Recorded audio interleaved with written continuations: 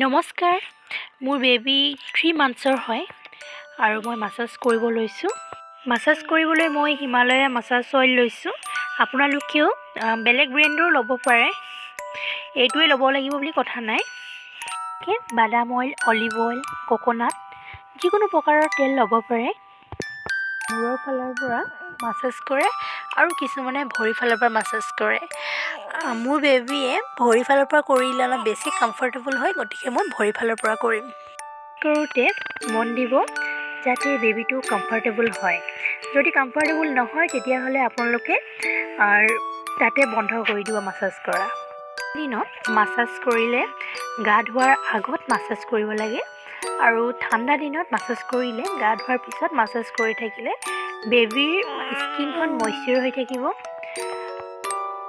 যদি আপোনালোকে বাদাম অইল বা কোকোনাট অইল ব্যৱহাৰ কৰিছে তেতিয়াহ'লে গৰম কৰি ব্যৱহাৰ কৰিব, কাৰণ গৰম কৰি মাছাজ কৰিলে বেছি ইফেক্টিভনেছ হয়।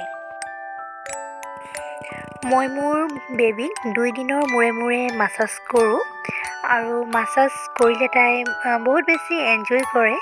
কিন্তু প্ৰথমতে তাই ইমান ভাল পোৱা নাছিলে, কিন্তু যেতিয়া অভ্যাসগতভাৱে মাছাজ কৰিবলৈ ল'লোঁ তেতিয়া তাই ভালদৰে ৰেছপন্স কৰে আৰু ভাল পায়।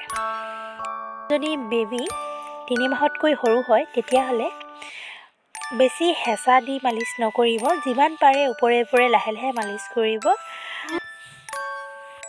যদি আমি মাছাজৰ লগত অলপ এক্সাৰচাইজ কৰাওঁ তেতিয়াহ'লে বেবী ৰিলিফ পাব, কাৰণ বেবীসকলে মিল্ক বেছি খায় আৰু বেছি মিল্ক খোৱাৰ কাৰণে বেবীসকলৰ গেছ হয়, আৰু গেছৰ পৰা ৰিলিফ পাবলৈ হ'লে আমি এক্সাৰচাইজ কৰালে বেছি ভাল হয়।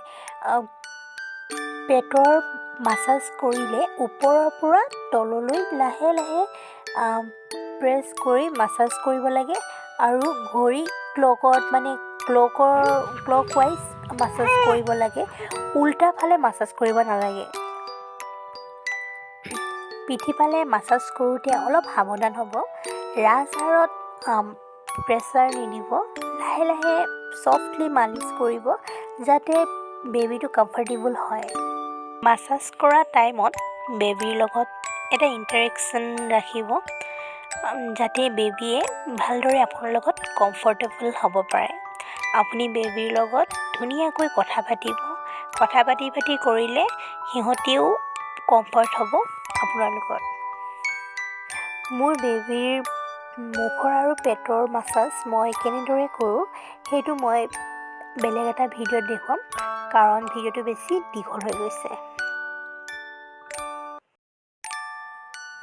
আজিলৈ তেন্তে ইমানেই, ধন্যবাদ।